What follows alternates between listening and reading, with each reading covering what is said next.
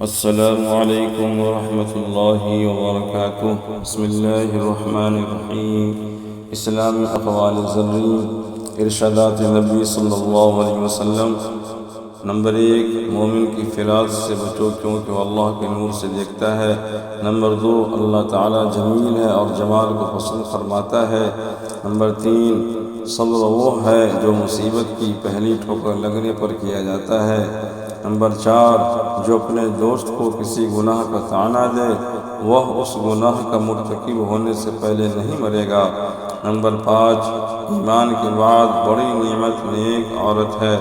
Number 6، ایک عورت دوسری عورت سے اس قدر گھل مل کر نہ رہے وہ اس کی خصلت ہے۔ اپنے شوہر سے یوں بیان کرنے لگے کہ گویا وہ اسے دیکھ رہا ہے۔ نمبر 7، عورت پوشیدہ رکھی جانے والی مخلوق ہے، جب وہ باہر نکلتی ہے تو شیطان اس کی طرف بھاگتا ہے۔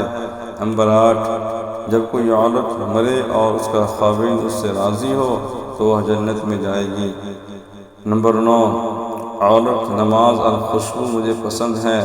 تم میں سے اچھا وہ ہے جو اپنی عورتوں سے اچھا سلوک کرے۔